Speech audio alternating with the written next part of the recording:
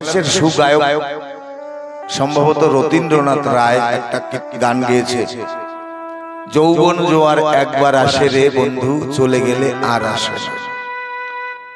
সাহিত্যিকগণ, বৈষ্ণবগণ, কবিগণ সকলে বলে সাধন ভজন দেহে শক্তি থাকতে থাকতে করতে হয়, যৌবন থাকতে থাকতে করতে হয়, না হলে না তাহলে নাকি সাধন ভজন হয় না। কিন্তু ভাবুক কবি বিজয় সরকার বললেন না, এই জোয়ার চলে যাবার পরেও একটা জোয়ার আসে মানুষের জীবনে, ভক্তের জীবনে। সেই জোয়ারটা হলো প্রেমের জোয়ার, ভাবের জোয়ার। সেখানে যৌবন জোয়ারের দরকার পড়ে না। ভাবাগ্রাহী জনার্দন, ভাব দিয়ে তাকে আনা যায়, ভাব দিয়ে তাকে জানা যায়। তাই এই প্রেমের জোয়ার যদি জীবনের শেষ লগনেও আসে, সেই প্রেমের জোয়ার, জোয়ারে বৈতরণী মানে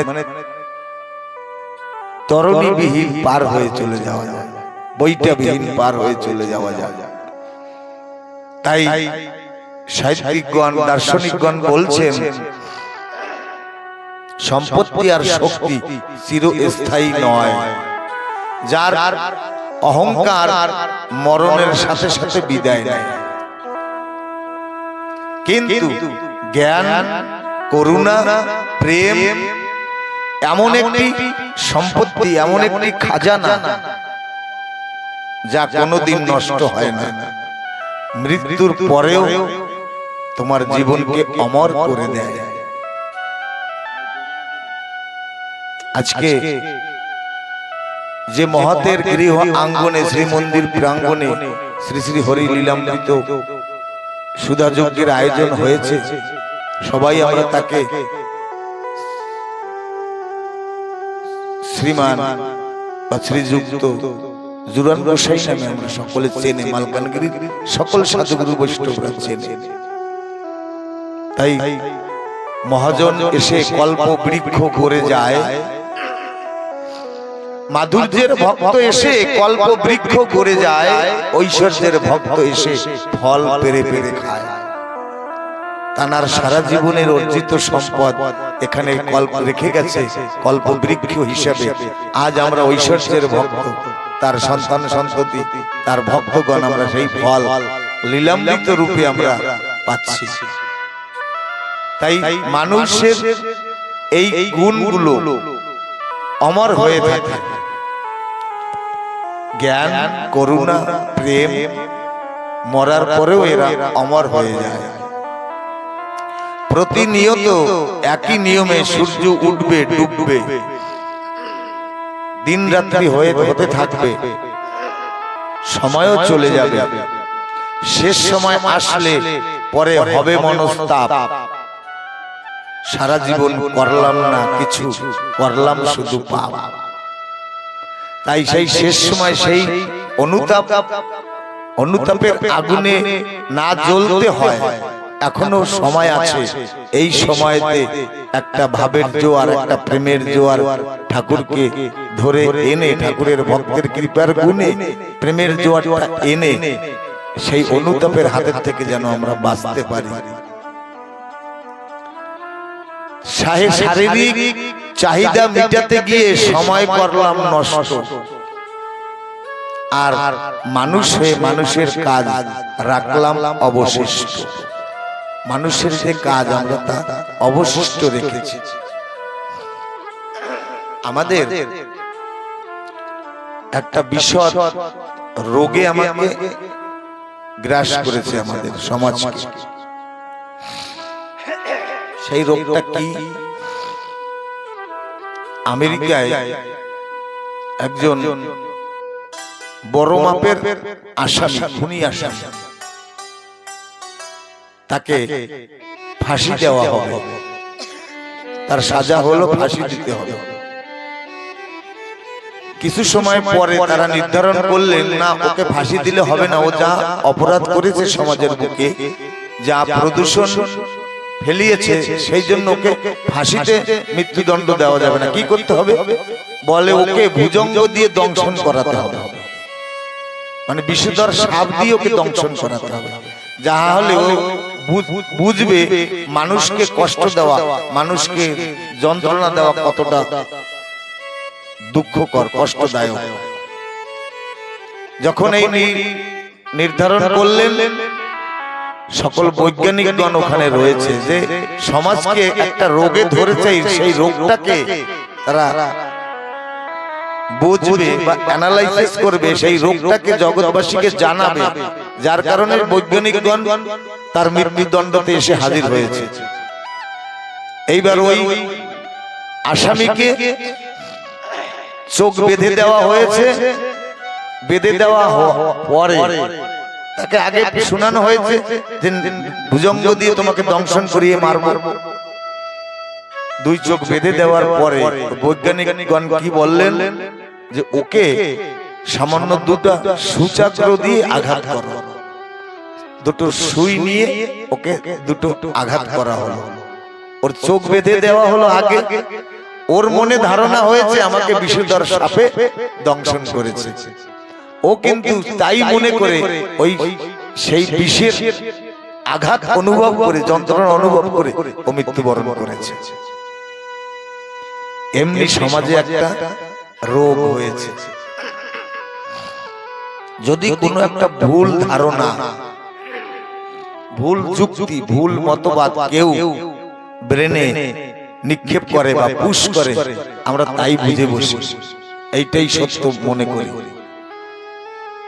এই রোগে আমাদের রোগাগ্রস্ত করে ফেলেছে সমাজকে। আমার মধ্যে এমন সৎ সাহস, এমন কনফিডেন্স নেই যে কেউ কিছু আমাকে যুক্তি দিয়ে আমাকে বুঝালো সেটা সঠিক কিনা সেইটা অনুধাবন করার মতন জ্ঞান, বিবেক আমার মধ্যে নেই। আমি বড় বড় নিষ্পত্তি নিতে শিখেছি, বড় বড় সিদ্ধান্ত নিয়েছি, বড় বড় মানুষকে উপায় বলছি, কিন্তু নিজে যে অধপতনে যাচ্ছি অবচেতনের মনের কারণে, এইটুকু আমি নিজেকে বুঝাতে পারছি না। এই জন্য এই রোগ দূরীভূত করার জন্য আমার ঠাকুর এসেছিল এই পন্থা নিয়ে, যে দুবাহু তুলে হরিনাম করো। হরিনাম করতে করতে যখন নিজের অন্দরুনি শক্তি, কুণ্ডলী শক্তি জাগৃত হবে, তখন আমার যে অধিকার, আমি যে মানুষ, আমার মানুষের যে একটা মানবিকতা, আমি তাই খুঁজতে সক্ষম হব। কিন্তু হরিনাম তো করি না, আরো বরঞ্চ সমালোচনায় ব্রতী হই আমরা। আমাদের দৃষ্টি, দার্শনিকগণ বলছে, আমার তারক গোসাই বলছে, আয়না সাফ করলে কি হবে? চোখেই তো রয়েছে ময়লা। অতি সহজে হরিগুরির চাঁদ পেয়েছি, তাই হীরাকে ভাবছি কয়লা।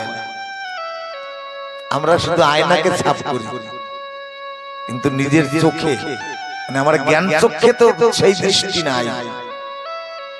তাই বড় আদরের ধন পেয়েছিলাম, কিন্তু হীরা পেয়েও আমরা কয়লা মনে করছি। বলছেন আমাদের দৃষ্টি সারা জগৎ দেখতে পায়, কিন্তু নিজের চোখে যদি ময়লা ঢোকে তা কিছু দেখতে পায় না। আমি অন্যের দোষ তো খুঁজি, দেখতে পাই, কিন্তু নিজের দোষ দেখতে পাই না।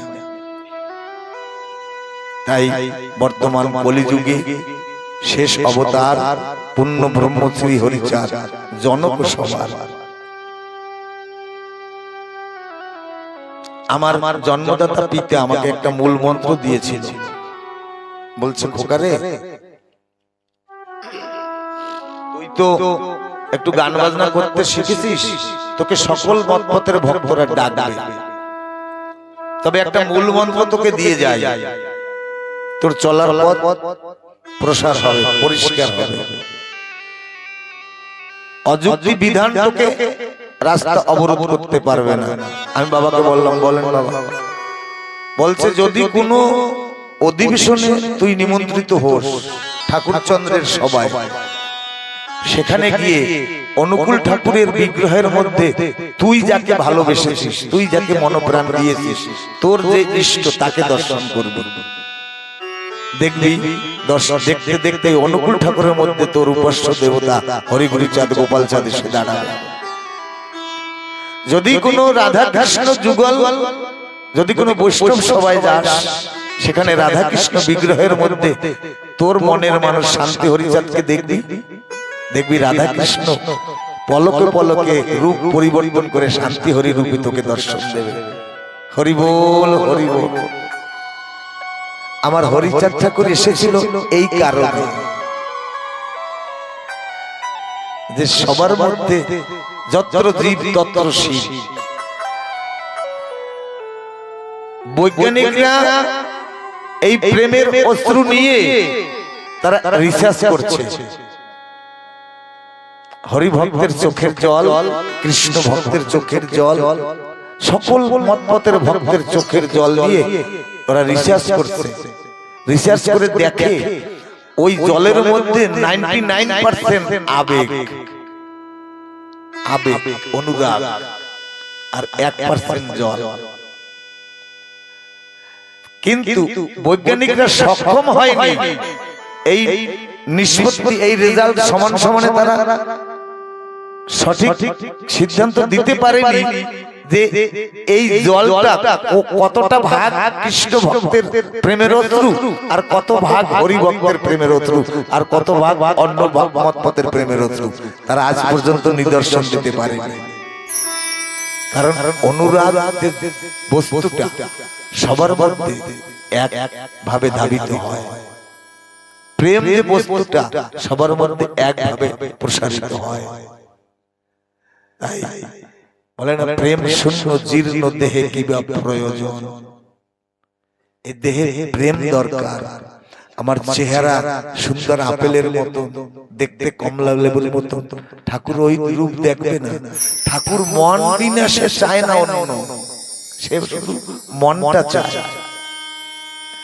তাই গুণ বিনা রূপ ব্যর্থ। যদি গুণ না থাকে, বিনম্রতা বিনা বিদ্যা ব্যর্থ, হুঁশ ছাড়া আবেগ ব্যর্থ, যথাযথ ব্যবহার না করতে পারলে ধন ব্যর্থ। ধন যদি সঠিক ব্যবহার না করা যায় সে ধন ব্যর্থ।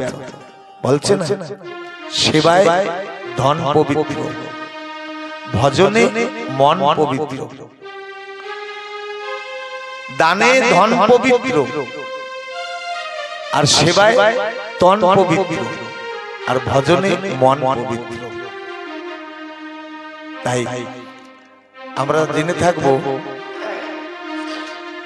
রিলায়েন্সের যিনি মালিক ধীরুভাই আম্বানি, কথাটা বারবার নবায়ন লাগে আমার কাছে। কথাটার মধ্যে কেমন যেন একটা জীবনী শক্তি আছে। ধীরুভাই আম্বানি একবার কোন বিজনেস পারপোজে বিদেশে যাচ্ছে, পশ্চিম দেশে, মনে করেন সাউথ আফ্রিকা যাচ্ছে।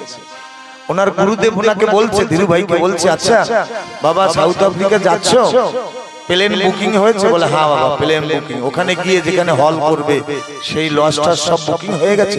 বলছে হ্যাঁ বুকিং হয়ে গেছে। তা বলছে এগুলো আমার পার্সোনাল অ্যাসিস্ট্যান্ট যিনি, ও সকল কিছু করে রাখছে। ওনার গুরুদেব বলছে তবে আর একটা কথা শোনো, তুমি যেদিন এই ভবের হিসাব নিকাশ শেষ করে চলে যাবে এই দেশ ছেড়ে, পেপারে বড় হেডলাইন লেখা হবে ধীরুভাই আম্বানি চালা গয়া, মানে চলে গেছে।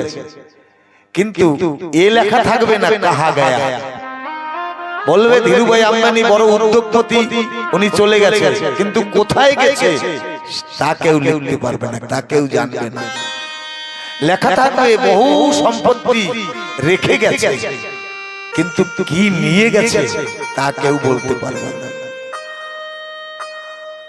জীবনে যে কটা দিন বেঁচেছি তার হিসাব আছে, কিন্তু কয়দিন বাঁচবো তার হিসাব কিন্তু আমরা কেউ রাখতে পারি না।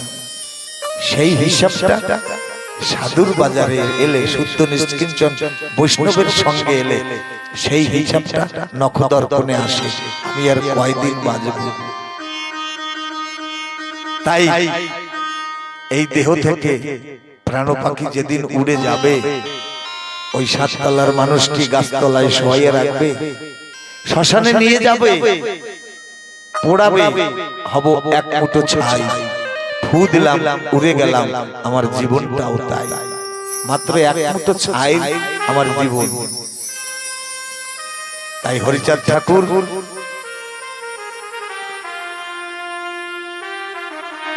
উপলব্ধি করেছিলেন যে নমশূদ্র ও অন্যান্য অনুন্নত জাতির সমস্ত দুঃখের মূলে রয়েছে অশিক্ষা। শুধু যে আক্ষরিক শিক্ষাই শিক্ষা নয়। কোন একজন মাতৃ সাধক ভালো গায়ক লিখেছে, যদি শিক্ষার আলো পেয়ে হৃদয় না হয় আলোকময়, এমএ পাস করিলে বলো লাভ কি তাতে হয়।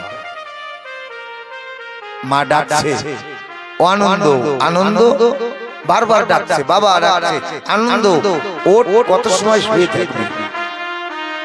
দুই তিনবার ডাক দেওয়ার পরে আনন্দর মনে আনন্দ যাচ্ছে, ভাবছে মা ডাকছে, মা আমার আছে বলে আমাকে ডাকছে, যেদিন আমার মা থাকবে না সেদিন তো আনন্দ বলে আর কেউ ডাকবে না আমাকে। এই যে শিক্ষা কোনো বড় ডিগ্রিধারী কলেজে পাওয়া যায় না। এই শিক্ষা কোথায় পাওয়া যায়? এই শিক্ষা মা বাবার কলেজে পাওয়া যায়। তাই বলছে শিক্ষার আলো পেয়ে হৃদয় যদি না হয় আলোকময়, এমএ পাস করিলে বলো লাভ কি তাতে হয়। এমএ পাস করা সন্তানরা তারা অনেক শিক্ষিত হয়েছে, পাশে বসে আছে ছেলে, বাবা ডাকছে, ও ঘনশ্যাম, ঘনশ্যাম, বাবা ঘনশ্যাম, ডাক শুনছে না, কারণ ও তো নেটে আবদ্ধ হয়ে গেছে, মোবাইলে ব্যস্ত রয়েছে, বাবার ডাক কর্ণগোচর হচ্ছে না। এ শিক্ষার কোনো দাম নাই। আমার গুরুচাঁদ ঠাকুর লক্ষ্য করেছিল, হরিচাঁদ ঠাকুর গুরুচাঁদকে ইঙ্গিত করেছিল, নবশূদ্র অন্যান্য অনুন্নত জাতির সমস্ত দুঃখের মূলে রয়েছে অশিক্ষা। তাই তিনি গুরুচাঁদ ঠাকুরকে আদেশ দিয়েছিলেন, অনুন্নত জাতি মাঝে শিক্ষা প্রচারিতে আজ্ঞা করে হরিচাঁদ তারে বিধিমতে। হরিচাঁদ ঠাকুর বলছে, গুরুচরণ, আমি তো আধ্যাত্মবাদ এনে দিয়েছি, পাগলরা হরি বলে তারা শুধু হরি নাম প্রচার করছে। পাগলদের যদি বলা হয় বলো নাম লিখো তো, নিজের ঠিকানাটা লিখো তো, বলে আমার ঠিকানা তুমি, আমার নাম তুমি, আমার ধাম তুমি, আমার সকল কিছু তুমি। এ হলো আধ্যাত্মিকবাদ। আমার গোপাল সাধুর সঙ্গে, গোপাল সাধুর পুত্র হয়, কিন্তু ছোট্টবেলা থেকে ওর মা বলছে কি, নাম ছিল পঞ্চানন, বলছে ও পঞ্চা তুই গোপালের সাথে বেড়াবি। বলে মা লেখাপড়া, বলে লেখাপড়া সব তোর গোপাল। আধ্যাত্মিকবাদ কিভাবে এনেছিল ঠাকুর তার একটা ছোট্ট দৃষ্টান্ত। ওই পঞ্চারা সাধু মশাইয়ের সঙ্গে থাকে, মৎস্য করে বেড়ায়, আক্ষরিক বিদ্যা তার মধ্যে নাই। একদিন কোন গ্রামে গিয়েছে, এক মা বলছে, কর্তা আমার একটু রামায়ণ পাঠ করে শোনাবেন। তখন এই লীলামৃত পাণ্ডুলিপি হয়েছে, মাত্র প্রিন্টিং হয়নি। তখন রামায়ণ, গীতা, ভাগবতের প্রচার ছিলেন, এইগুলাই চর্চা হতো। গোপাল সাধুকে বললো আমাকে একটু রামায়ণ পাঠ করে শোনাও। গোপাল সাধু পঞ্চাননকে বলছে, ও পঞ্চা, কুটুম্বিদ্যায় তালই হয় কিন্তু বাবা বলে সম্বোধন জানায়। বলছে পঞ্চা একটু রামায়ণ পাঠ করো। বলে আপনি তো জানেন আমি ছোটবেলা থেকে আক্ষরিক জ্ঞান অর্জন করিনি, আমি তো নিজের নামও লিখতে পারি না। গোপাল সাধু বলছে, আমি বলছি না তুই পড় হবে, কিন্তু যে যদি শিক্ষাগত জ্ঞান না থাকে তার এত সাহস কোথা থেকে জমা করবে। দুই তিনবার বলার পরে গোপাল সাধু অনুরাগ ভরে ওই পঞ্চাকে একটা চর মারে। চর মারলে ওই পঞ্চা পড়ে যায় গোপাল সাধুর চরণের উপরে। যখন পড়ে যায় তখন ওই চোখ থেকে জল টপ টপ করে ওই গোপাল সাধুর চরণে পড়ে। বলে এই চোখের জল দিয়ে চরণ তোমার চরণ বন্দনা করলাম, যদি চোখের জলে তোমার নামের গুণ থাকে, হরিচাঁদের নামের গুণ থাকে, গুরুচাঁদের নামের গুণ থাকে, সেই নামের কলঙ্কের ভয় যদি তোমার থাকে, তাহলে এই চোখের জল দিয়ে তোমার চরণ ধৌত করলাম, তুমি আমার মধ্যে সেই কাণ্ডজ্ঞান পড়ার যে শক্তি, তাই তুমি আমাকে প্রদান করো। পঞ্চানন উঠে বলছে দাও বই দাও, উঠেই রামায়ণ পড়া শুরু করলো। সেই যে পঞ্চানন গ্রন্থ পড়া শুরু করলো, আর জীবনে পঞ্চানন থামেনি। এই যে আধ্যাত্মবাদ এনে দিয়েছিল, কিন্তু কলির জীব মায়াবাদী জীব, অত সহজে এই আধ্যাত্মবাদ গ্রহণ করতে পারবে না বলে গুরুচাঁদ ঠাকুরকে হরিচাঁদ ঠাকুর নির্দেশ দিয়েছিল, অনুন্নত জাতি মাঝে শিক্ষা প্রচারিতে আজ্ঞা করে হরিচাঁদ তারে বিধিমতে। তিনি চেয়েছিলেন তার পুত্র গুরুচাঁদ ঠাকুর শুধু আর শুধু শিক্ষা গুরু নয়, শুধু আধ্যাত্মিক গুরু হবে তাই হরিচাঁদ ঠাকুর চায়নি। হরিচাঁদ ঠাকুর চেয়েছে সমাজের অন্ধকার দূর করার জন্য একজন সঠিক শিক্ষা গুরু হিসাবে আবির্ভূত হবেন। তাই গুরুচাঁদের কাছে আশা করেছিল হরিচাঁদ ঠাকুর। শিক্ষা বিনা এ জাতির উদ্ধার নাই। তাই হরিচাঁদ ঠাকুর লীলা সাঙ্গ করে যাবার আগে হরিচাঁদ ঠাকুর অত্যন্ত স্পষ্ট ভাবে বলে গিয়েছিলেন যে ভক্তি বা উপাসনা দিয়ে সাময়িক ভাবে মন ভালো হতে পারে, কিন্তু একটি জাতির স্থায়ী মুক্তি বা সামাজিক মর্যাদা কেবল শিক্ষার মাধ্যমে সম্ভব। তার মধ্যে শিক্ষা ছাড়া এই জাতির সত্যিকারের কল্যাণ হবে না। আমি ঠাকুরের দুটো কথা বলতে পারি, আপনাদের সকলের ভালো লাগে, আমারও ভালো লাগে। আমার আত্মজীবন যারা তারাও গর্বিত, হ্যাঁ আমাদের বংশের সন্তান লীলামৃত পাঠ করাচ্ছে, শ্রবণ করাচ্ছে। কিন্তু কোন কালেক্টর এসে যদি আমাকে ইংলিশে বক্তৃতা দিতে বলে, তখন তো এই লীলামৃত বললে কালেক্টর বুঝবে না। তাই গুরুচাঁদের মাথায় ঢুকেছিল। তাই হরিচাঁদ ঠাকুর গুরুচাঁদকে বলেছিল যে তুমি শুধু এই আক্ষরিক জ্ঞানের গুরু হবে না, সমাজের সর্বব্যাপী গুরু হবে, সব কর্মের গুরু হবে, ধ্যানের গুরু, দানের গুরু, উপার্জনের গুরু, শিক্ষার গুরু, সব গুরু তুমি হবে। তাই এ জাতির কল্যাণ হবে। শ্রী শ্রী গুরুচাঁদের অবদান, কত কষ্টে মতুয়ারা সেকালে কাটায়। গুরুচাঁদ ঠাকুর এই আদেশ যখন নিয়েছিল, আজ্ঞা যখন পালন করবে বলে নিয়েছিল, তারপরে গুরুচাঁদ ঠাকুর দর্শন করলেন এই জাতির উপরে, কোথায় কোথায় এই জাতির দুর্দশা দুর্দিন কষ্ট অনুভব করলেন। কত কষ্টে মতুয়ারা সে কালে কাটায়, সংক্ষেপে কিছু আমি দিব পরিচয়। নদী খাল কেহ তারে পার নাহি করে, দূর দূর করে গেলে বাড়ির উপরে। তাদের বাড়ির উপরে গেলে দূর দূর করতে বের হয়ে যায়, বের হয়ে যায়। এরকম অনেক হয়েছে। আমরা এখন এই বাড়ির মধ্যে থেকে সিধা অনেক সময় পথ থাকে, এই বাড়ির সামনে থেকে ঢুকবো, পিছন থেকে বেরিয়ে অন্য বাড়িতে যাব। একদিন গোপাল সাধু এমনি ভাবে বর্ষার দিনে কোন একজন মাতুব্বরের বাড়ি থেকে এরকম যাচ্ছিলেন। সেই মাতুব্বর গোপাল সাধুকে বেশি বেশ কম বলেছে, খুব বেশি কথা বলেছে। একটা পদ রয়েছে, ভক্তে কেহ ব্যথা দিলে ভক্ত সহ্য করে, ভক্ত যার সে কিন্তু সহিতে না পারে। ভক্ত যাকে ভালোবেসেছে সে কিন্তু ভক্তের কষ্ট সহিতে পারে না। গোপাল সাধুকে দূর দূর করে তাড়িয়ে দেওয়ার সঙ্গে সঙ্গে ওই বাড়ির একটি সন্তান ছিল, সেই সন্তান সঙ্গে সঙ্গে বিসূচিকা রোগে আক্রান্ত হয়।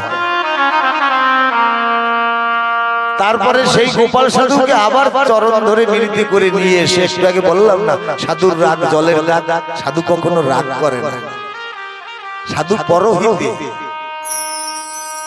কত কত মহাজন স্বামিত্ব তেজিয়া নিচু জন করে কোলে আপন ভাবিয়া। গোপাল সাধু আবার এসে তাকে কৃপা করে তাকে জনমের মতন মতুয়া করে নিয়েছে, হরিচরণ আশ্রয় করিয়ে দিয়েছে। তাই আমাদের একটা সময় ছিল বাড়ির উপরে গেলে আমাকে দূর দূর করে তাড়িয়ে দিত। ভাই বন্ধু কেহ নাই, সকলেই বিপক্ষ, এখনো আছে। মতুয়ার অভিযোগে নাহি মেলে সাক্ষ্য। আমরা যদি কেউ কেউ কোথাও মনের ব্যথা জানাই, কেউ আমাদের পক্ষে এভিডেন্স মানে সাক্ষী দিবে না যে সঠিক বলছে, কেউ সাক্ষী দিত না। প্রকাশ্যে কীর্তন হলে আর রক্ষা নাই, রাত্রিকালে কোনো গৃহে পাবে না কোঠায়। এখনো অনেকে বলে, অনেক অনেক জায়গায় গিয়ে দেখি নবপ্রজন্মের বোনেরা ভাইরা ওরা ওই ডাঙ্কার আওয়াজটা শুনতে পায় না, কান বন্ধ করে, কানে শোনা যায় না এখন, কারণ তাদের মনের মধ্যে এই শিক্ষার আলো এখনো জ্বলেনি, চেতনার আলো প্রস্ফুটিত হয়নি। আর অনেক মায়েরা আছে, তবে এই মায়েরা না, আমার ক্ষমা সুন্দর দৃষ্টিতে দেখবেন, অনেক মায়েরা ঘুমের বড়ি খাইলেও ঘুম আসে না, ডাক্তারের কাছ থেকে মাসাবধি ওই নিদ্রার ট্যাবলেট ব্যবহার করে, ঘুম আসে না। একদিন এক ঠাকুমা বলছে, জানিস দাদু ডাঙ্কার কীর্তন এত ভালো লাগে আমার। বলে কেন? ডাঙ্কার কীর্তন শুনলেই ঘুম আসে। এই জন্য আমি মহোৎসবে গিয়ে আমি আর কোনো কাজ করি, যেই ডাঙ্কার সময় কর্ণপাত হয় আমি আস্তে ঘুমের কোলে ঢলে পড়ি। আমি ডাক্তার আমাকে নিদ্রা ওই ঘুমের বড়ি দিয়ে আমার ঘুম লাগাতে পারে না, কিন্তু ডাঙ্কার আওয়াজ এত সুন্দর, শুনলেই আমার ঘুম আসে। হরি বল, হরি বল। তবে এমনও আছে, তবে এই মায়েরা ওভাবে নয়, মায়েরা তো সচেতন মা। বীর মাতা হতে হলে হও বীরাঙ্গনা, আমার মায়েরা তো বীর মাতা। তাই রাত্রিকালে কোন গৃহে পাবে না কোঠাই, যথা যথা কটু বাক্য সহে অপমান, ভিন্ন জাতি সমসবে করে তারে জ্ঞান। এই মতুয়া একটা ভিন্ন জাতি বলে গালাগালি দিত, মতুয়া নামে ধরা দাবে, বহিরঙ্গে দিত গালি। এই মতুয়া হবে, সবাই কি বলে ঠাকুর আমাকে গালাগালি দেয়, মতুয়া জম্মের মাথা মারছে সংসার। আমার বাবাই আমাকে বলতো, আমরা বরিশালের লোক তো কয় বেড়া আত্ম রেখে ধর্ম, সংসারের দিক তাকাই তারপর ধর্ম করিস, জম্মের মাথা মারতে গেছিস। আমার মণিকোষাই তো বলতো এই ভাষা। তাহলে এই মাতোয়ারাকে গালাগালি সবাই বলতো, হ্যাঁ জম্মের মাথা মারছে বাবা, সবাই গালাগালি দেয়। ঠাকুর বলছে গালাগালি নয়, মতুয়া নামে ধরা ধামে, বহিরঙ্গে দিত গালি। দেখিস এই মতুয়া হবে জগৎ পূজ্য, হরিচাঁদ প্রেম প্রেমের প্রাণ পুতলি, একদিন এই মহাপূজ্য হবে। আজকে আমরা নামযজ্ঞের গঙ্গাবরণে মতুয়া ভাইদের নিয়ে যাই ডঙ্কা কীর্তন করতে করতে।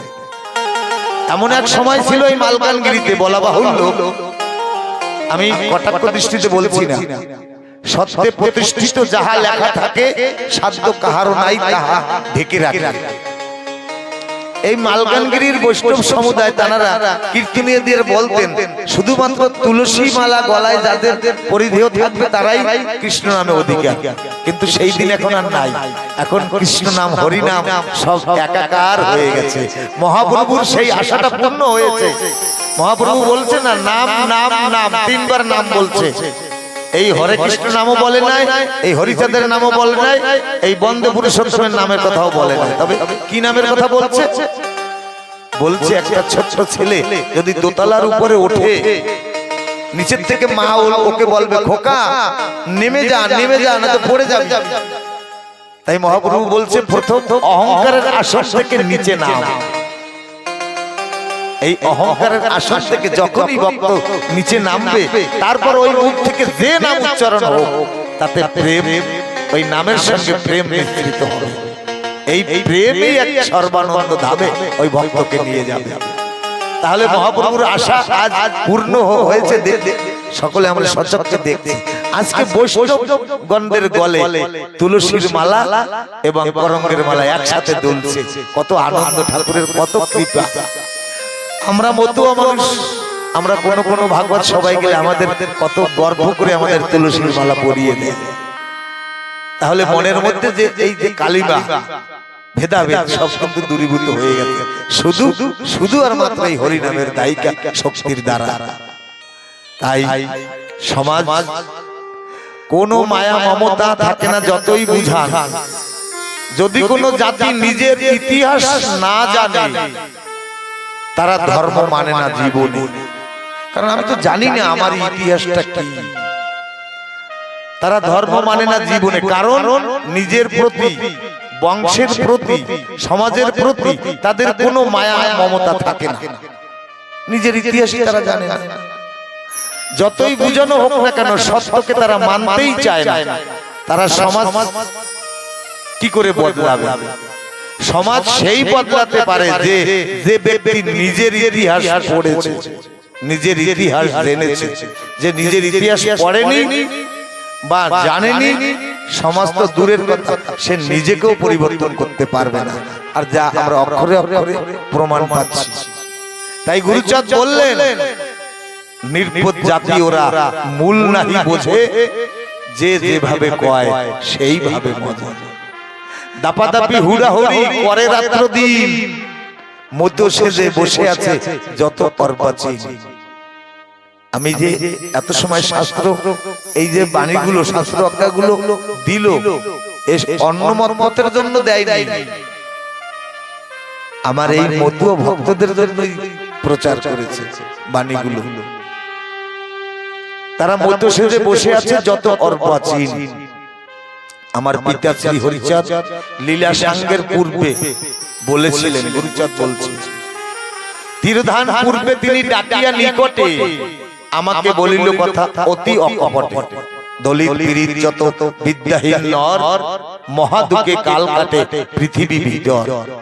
তাদের দুঃখের বোঝা বিদ্যা বুদ্ধি দানে দূর করে দিতে আজ্ঞা করে ততদিনে। বলছে, গুরুচরণ, আমি তো লীলা সাঙ্গ করে চলে যাব, তাহলে তুই আমাকে কথা দে, কতদিনে এদের এই বিদ্যা বুদ্ধি দান করে এদের মানুষের মতো একটা মানুষ তৈরি করতে পারবি। আজ গুরুচাঁদ দলিত পীড়িতের জন্য কি না করেছে, বিনিময়ে আমরা কি প্রতিদান দিলাম তাকে। বলতে গেলে অন্তর কেঁপে ওঠে। সকল কথায় ব্যথা ভরা, কোন কথা বলবো, সকল পথে কাটা বিছানো, কোন পথে চলবো। আপনি একজন সাধু, আপনি একজন বৈষ্ণব, ভালো, অতীব উত্তম, শাস্ত্র গ্রন্থ পাঠ করছেন, আরো ভালো। আপনাকে ছোট করছি না, আপনার সমালোচনাও করছি না, শাস্ত্র গ্রন্থকে অবমাননাও করছি না। শাস্ত্র গ্রন্থ অধ্যয়ন করে জ্ঞান বাস্তবায়িত হয়নি, আমাদের তো শিক্ষার অধিকারী ছিল না। আজকে আমরা শাস্ত্র অধ্যয়ন করছি, মানুষকে বুঝাচ্ছি।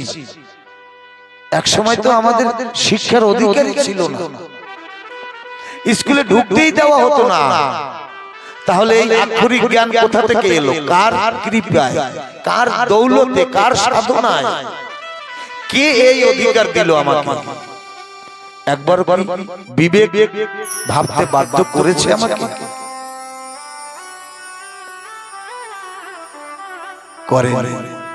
সেই দিন গুরুচাঁদ যদি স্কুলে যাওয়ার সুযোগ করে না দিত, তাহলে আজ আমরা শাস্ত্র গ্রন্থ পাঠ করতে পারতাম না।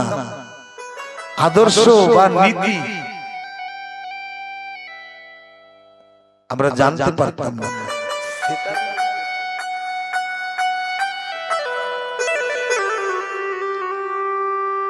আমরা শাস্ত্র পড়ার আগে মনে মনে হলেও গুরুচাঁদকে একটা প্রণাম করা দরকার, প্রকাশ্যে না করি।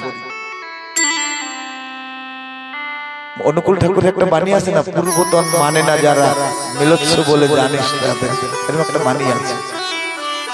আমার ঠাকুর দাদাকে যদি আমি না মানি, তাহলে বাবাকে শ্রদ্ধা করে কি হবে আমার? আজ গুরুচাঁদ না এলে এখানে লীলামৃত পাঠও হতো না, জাতি বর্ণ সর্বধর্ম নির্বিশেষে সকলে একত্রিত হয়ে বসতেও পারতাম না। আমরা জেনে থাকবো পূর্ববঙ্গে চাঁদশি ডাক্তার ছিলেন, চাঁদশি ডাক্তার। এই চাঁদশি গ্রাম ছিল লক্ষ্মীপাশা জয়পুরের পাশের গ্রাম। শশীবাবু যখন তারকেশ্বর বাড়িতে বসে শিক্ষা অর্জন করতেন, গুরুচাঁদ ঠাকুর মনে মনে ভাবলো, আমার শশীকে ওই চাঁদশি ডাক্তারের একটা মেয়ে পুত্রবধূ রূপে আমি নিয়ে আসবো। গুরুচাঁদ দূরদর্শী কিনা, মনে মনে ভাবলেন ওই চাচ্ছি ডাক্তারের কোন বংশের একটা মেয়ে যদি আমি পুত্রবধূ রূপে আনতে পারি, তাহলে এই চাচ্ছি ডাক্তাররা মানব সেবার তরে তারা গর্বিত হবে যে আমরা আমাদের কন্যা ঠাকুর বাড়িতে পুত্রবধূ হিসাবে গেছে। আজকে ভারত ভূমিতে যত চাচ্ছি ডাক্তার আছে, বাংলাদেশে যত চাচ্ছি ডাক্তার আছে, সকলরাই কিন্তু শশীবাবুর শ্বশুরের গোষ্ঠী। গুরুচাঁদ ভেবেছিল এদের দ্বারা মানব সেবা হবে, তখন তো বড় বড় ডাক্তার ছিল না, তাই নিজের সন্তানকে ওই চাচ্ছি ডাক্তারের ঘরের মেয়ে দিয়ে মানব সেবা করেছে। গুরুচাঁদ ঠাকুর দেখলেন এই অনুন্নত সম্প্রদায়ের মানুষগুলোকে স্কুলে ঢুকতেই দেওয়া হতো না। বেদ স্পর্শ করলে হাত কেটে দিত, বেদ পাঠ করলে জিহ্বা কেটে দিত, বেদ শ্রবণ করলে কানে গরম সীসা ঢেলে দিত। আমি কৃষ্ণ ভজন করার অধিকার পেলাম কবে? রামাকান্ত বৈরাগী, যিনি হরিচাঁদ ঠাকুরের পূর্বপুরুষ, রামাকান্ত বৈরাগীর কাছ থেকে কৃষ্ণকে কেড়ে নেওয়া হয়েছিল। ক্রোধ করি বলে বিপ্র, এ কোন বিচার? শূদ্রের কি আছে অন্ন ভোগ অধিকার? বাসুকে কেড়ে নিয়েছিল রামাকান্তের কাছ থেকে। শূদ্র হয়ে বাসুদেবে অন্ন দিলি রাধি, কোথায় শুনিলি বেটা এমত অবধি? বলছেন কোন শাস্ত্রে আছে শূদ্র হয়ে বাসুকে অন্ন দিতে পারে? দে আমার বাসু, আমাদের দিয়ে দে। ভগবান সীমারেখার মধ্যে তারা করে রেখেছিল। হারে রে বৈরাগী, তোর এত অকল্যাণ, শূদ্র হয়ে হবি নাকি ব্রাহ্মণ সন্তান?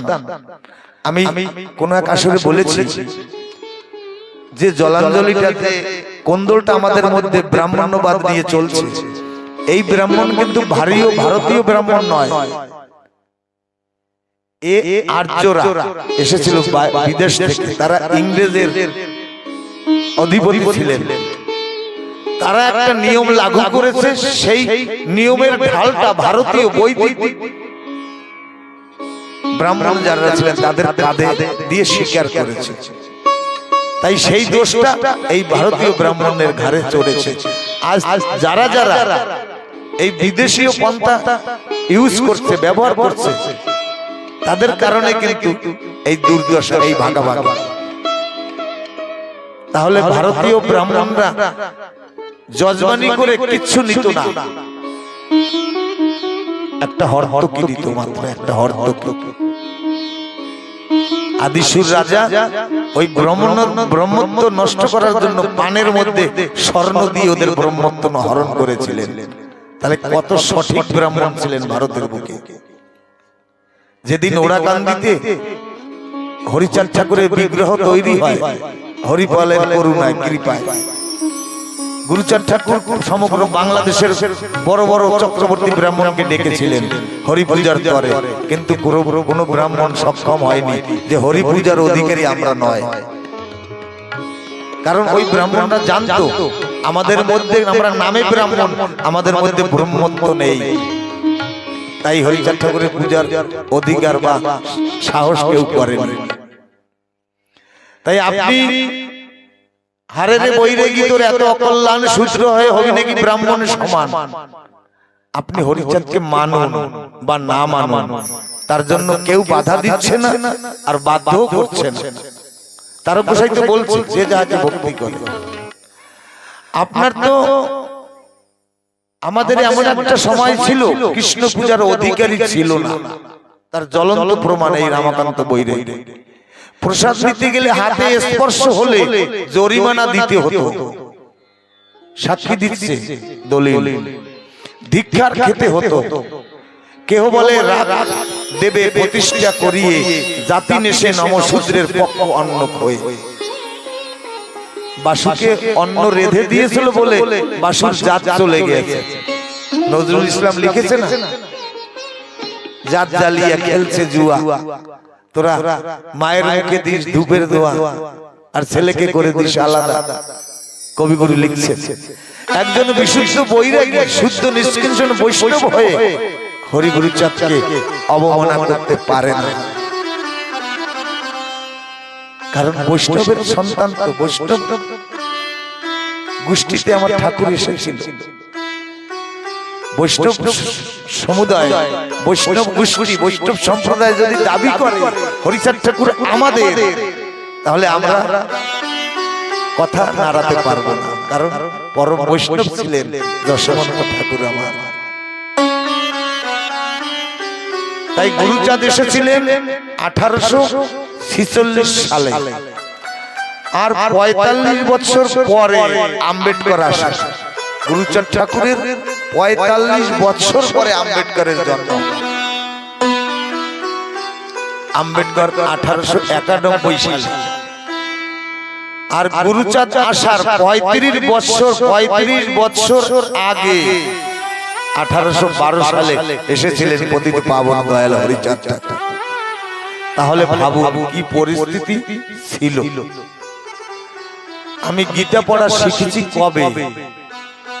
শ্রীমদ্ ভাগবত গীতা তো সংস্কৃত ভাষায়, আমার তো বাংলা পড়ারই অধিকার ছিল না। এখন আমরা গীতা পড়ছি, আমাদের জন্য পরম পাওয়া, গর্বিত আমি, ধন্য। গীতা পড়ছি, সংস্কৃত শ্লোকের অর্থ বুঝতে পারছি, কিন্তু গীতা পড়ার আগে একটু কায়মন বাক্যে গুরুচাঁদকে মনে মনে হলো একটা প্রণাম করা দরকার। গুরুচাঁদ, সেদিন তুমি যদি না আসতে আজকে আমরা গীতা পড়ার এই গুণটুক পেতাম না, এই আক্ষরিক জ্ঞানের অধিকার পেতাম না। মনে মনে হলো তাকে একটা প্রণাম করা দরকার। তবে তারা যারা জেনেছে তারা মেনেছে।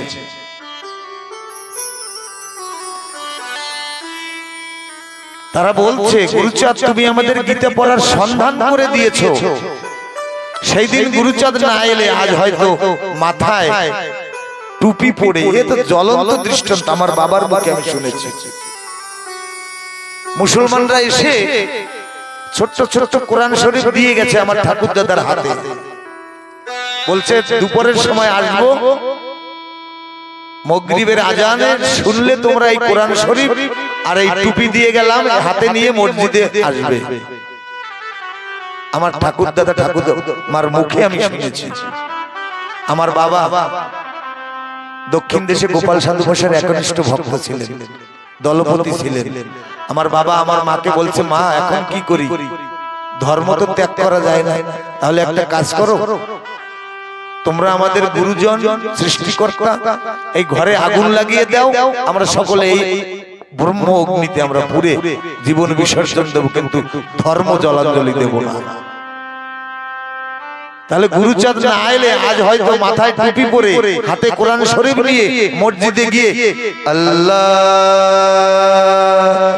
আকবার আজান দিতে হতো, নামাজ পড়তে হতো, নচেত গড বলে মোমবাতি জ্বালাতে হতো। কৃষ্ণ বলা হতো না, হরি বলা হতো না, নিতাই বলা হতো না, জয় গুরু বলা হতো না। গুরুচাঁদের সারা জীবনের সাধনা আজ আমাদের জন্য বিসর্জন দিয়েছেন। এই জাতির চিন্তায় অতন্দ্র প্রহরী হয়ে জেগেছিলেন শুধু আমাদের জন্য, যাতে আমরা একটু শান্তিতে ঘুমাতে পারি। দলিত পীড়িত যারা ব্যতীত অন্তরে সামাজিক অত্যাচারে ধর্ম ত্যাগ করে, কত হিন্দু কত সনাতনী সমাজের প্রতারণায় সহ্য না করতে পারে তারা ধর্মান্তরিত হয়েছে, যার এখনো প্রমাণ পাওয়া যায়। বলছে মোশাররফ আলী মন্ডল, সেলিম জাভেদ সরকার, মোহাম্মদ আলী মাঝি, কারা এরা? কিন্তু তাদের ভাগ্যে গুরুচাঁদের কৃপা জোটেনি। তারা ধর্মান্তরিত হয়ে যাবার পরে এই গুরুচাঁদের শক্তি প্রচার প্রসারিত হয়েছে।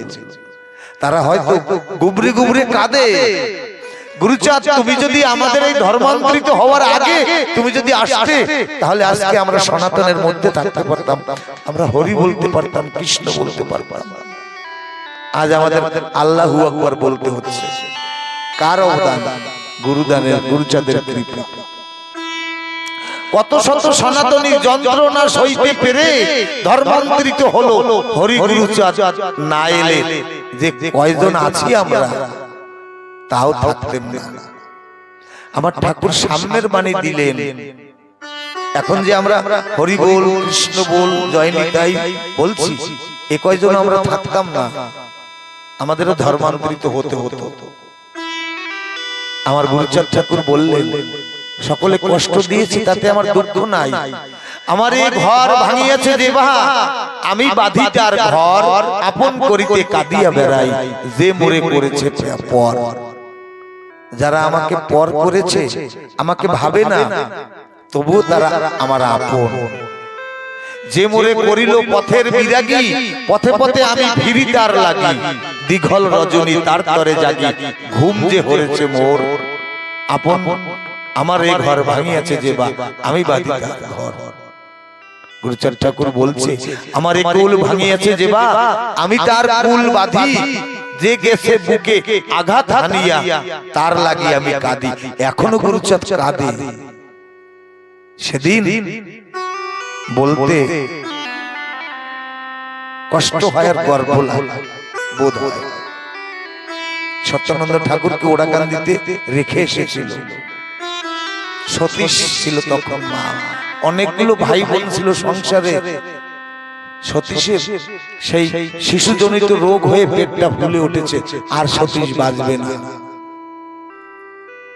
আমি ইতিহাসটা তুলে ধরছি, আমি কটাক্ষ করছি না, সমালোচনা করছি না। মা কেঁদে কেঁদে বলছে সতীশের বাবাকে, ওগো অনেকগুলো সন্তান সন্ততির মা বাবা আমরা, কিন্তু মা তো চায় না যে সন্তান চোখের সামনে কষ্ট পেয়ে মৃত্যুবরণ করুক। শুনেছি ওড়াকান্দিতে নাকি প্রাণদাতা একজন এসেছে, চলো আমার সতীশকে সেখানে দিয়ে আসি, যদি তার কৃপায় পুনঃ প্রাণ প্রতিষ্ঠা হয় এর দেহে। ওইভাবে আধমরা অবস্থায় সতীশকে কোলে নিয়ে ওড়াকান্দিতে দিয়ে আসে। গুরুচাঁদ ঠাকুরের কাছে বলে, শুনেছি তুমি নাকি মরা দেহে প্রাণ দাও, আমি মা হয়ে ওর মৃত্যু মুখ দেখতে পারি না। তুমি তো জানো মায়ের বেদনা, মায়ের মমতা গুমরে গুমরে কাঁদে, তুমি ওর তোমার চরণে আমার সতীশকে একটু জায়গা দাও। গুরুচাঁদ ঠাকুর বলছে, আমি সতীশকে গ্রহণ করতে পারি, ওকে জনমের মতো আমাকে দিয়ে যাবি। মা বলছে, মাতৃ মা ডাক হয়তো নাইবার শুনলাম, সতীশ যদি প্রাণে বেঁচে থাকে, কোনো না কোনো একদিন ও যদি জগতের মঙ্গলের জন্য ওকে কাজে লাগাও, তাহলে সতীশের দ্বারা যে জগতে মঙ্গল হবে, আমি মনে করবো আমার মাতৃ ঋণ শোধ হয়ে গেছে। সেই সতীশ ধীরে ধীরে ওড়াকান্দিতে থেকে সাধু গুরুর চরণ সেবা করে গুরুচাঁদের কৃপান্বিত হয়ে সত্যানন্দ ব্রহ্মচারী নামে এক কল্প বৃক্ষ হয়ে ওঠে। কিন্তু আমার ঠাকুরের গারস্থ প্রশস্ত ধর্ম ছিল, কিন্তু সত্যানন্দ ঠাকুরের ওই মনোবাসনা ছিল না। গুরুচাঁদ মনের ভাব জেনে সত্যানন্দ ঠাকুরকে একজন পরমহংসের কাছে তুলে দিলেন, সুজ্ঞসায়ের কাছে, যে এত ঘর সংসার করবে না, আমার বাবার গারস্থ প্রশস্ত ধর্ম পালন করবে না, তাহলে একে ছেড়ে দিয়ে, একে ছেড়ে দিয়ে একে মানব কল্যাণের করে, সমাজ উন্নয়নের কল্পে একে মানব সেবায় লাগায়। সেদিন গুরুচাঁদ যদি তেমন সংকীর্ণ চিন্তাধারার মানুষ হতো, তাহলে সতীশকে ছাড়তো না, যে তোর প্রাণদাতা আমি, তোর মরা দেহে প্রাণ প্রতিষ্ঠা করেছি আমি যা বলবো সেই ইঙ্গিতে তোর জীবন অতিবাহিত করতে হবে। কিন্তু গুরুচাঁদ তা বলেনি, কারণ গুরুচাঁদ দয়ার সাগর, প্রেমের সাগর, বিশাল কল্পবৃক্ষ। তাই সতীশকে বলেছে, তুই কৃষ্ণ নাম দিয়ে জগৎবাসীকে তরা, যাতে এই সনাতন ধর্মের ভক্তরা মানুষরা অন্য পথ প্রদর্শন না করে, অন্য পথ না ধরে। তাই সত্যানন্দ ঠাকুর কৃষ্ণ নাম দিয়ে জগৎকে তরিয়েছে। তাই মুক্তি বাড়িতে গুরুচাঁদ দরদি, গুরুচাঁদ হওয়া কত যে জ্বালা যে হয়েছে সে জানে। মানুষ যদি হতো তবেই বুঝিত, খুঁজিত তার মানে। বিশ্বের সবাই যারা আজ আমরা যদি বুঝতাম গুরুচাঁদকে, তাহলে তাকে খুঁজতাম। বুঝিনি, তাই গুরুচাঁদকে খুঁজিনি। কোন একজন ভক্তের মুখে শ্রবণ করেছি, এই পাখানজোরে নরনারায়ণ সেবাশ্রমে তখন সত্যানন্দ ঠাকুর জীবদ্দশায় ছিলেন। একদিন ওনার দুইজন ভক্ত ছিলেন, হারান আর পরাণ। সম্ভবত এই কথাটা কাপসিতে একজন ভক্ত আছে, শ্রদ্ধেয় বসন্ত বাছার দাদা, ওনার মুখ থেকে শ্রবণ করেছি। উনিও খুব সম্ভব ওই আসরে ছিলেন।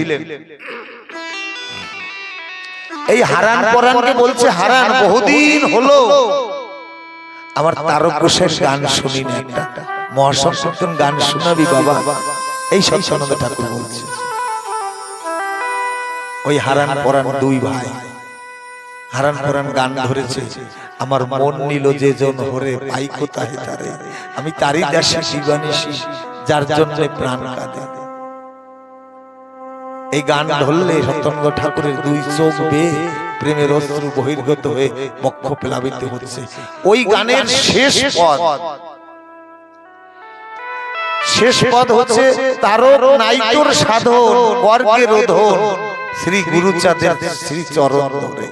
এই পদটা গিয়ে যখন আমরা লাস্টের পদ গিয়ে চালানি দেই না, ঝুমুর দেই, ওরা সুন্দরভাবে উচ্ছৃঙ্খল হয়ে নাচছে আর এই পদটা বারবার অনুসরণ করছে, বারবার গাইছে, তারক নাইতর সাধন বর্গে রোধন।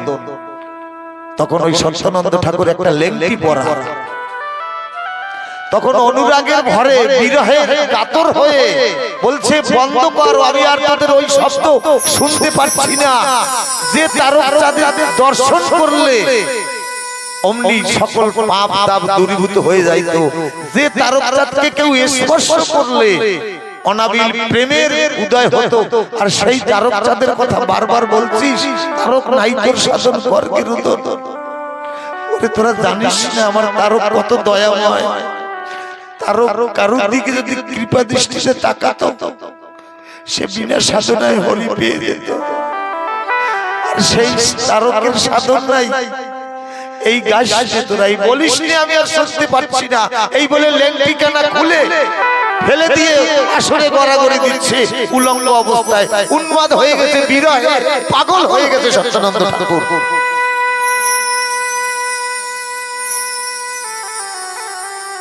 সত্যানন্দ ঠাকুর বলছে, আমি ওরাকান্দিতে 12টি বছর ছিলাম, আমি দেখেছি মতুয়ার বাজারের প্রেম। আমি তার এক বিন্দু প্রেম আমাকে যখন বিদায় দেয় গুরুচাঁদ ঠাকুর, আমি চেয়েছিলাম, আঁচল পেতে চেয়েছিলাম, এই অকামনা অহৈতুকী কিছু প্রেম আমাকে বিন্দু মাত্র ভিক্ষা দাও। কিন্তু আমাকে ভিক্ষা দেয়নি আমার অপরাধের কারণে।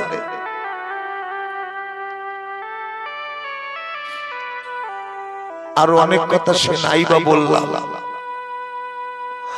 অনেক ভক্ত তানারা করেছেন, অনেক শাখা প্রশাখা বিস্তারিত হয়েছে, কিন্তু হরিচাঁদ ঠাকুরের এই যে তত্ত্ব লয়ে নিজ নারী ব্রহ্মচারী ঘুচাইতে বেবিচার, আমার হরিচাঁদের অবদান এই তত্ত্ব কিন্তু দেয়নি।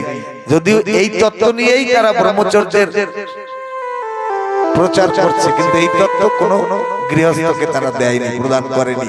এই কারণে সেদিন গুরুচাঁদ যদি এক বিন্দু অকামনা অহৈতুকী রাগাত্মিকা প্রেম সত্যানন্দ ঠাকুরকে ধার দিত, তাহলে এই প্রেম বিস্তার করতে পারত। সে কথা নাই বা বললাম। তাই মুক্তি বাড়িতে গুরুচাঁদ দরদি, গুরুচাঁদ হওয়া যে কত জ্বালা যে হয়েছে সে জানে। মানুষ যদি হতো তবেই বুঝিত, খুঁজিত তার মানে। বিশ্ব সবাই যারা আজ পেয়েছে আসন, তারা কি করেছে মনে সে চিন্তা কখন? আজকে আমি ঠাকুরের কথা বলছি, আমি কি মনে করছি? কে সে শক্তিধর যার চরণ পরশে জাগিয়া উঠিল প্রাণ নবীন হরষে? কোন আলোধারী ঘরে জ্বেলে দিল আলো? কোন সে দরদি দিনে দিনে বাসে এত ভালো? এমন দরদি কে? কেন হেন হলো, কেন জাগিয়াছে জাতি?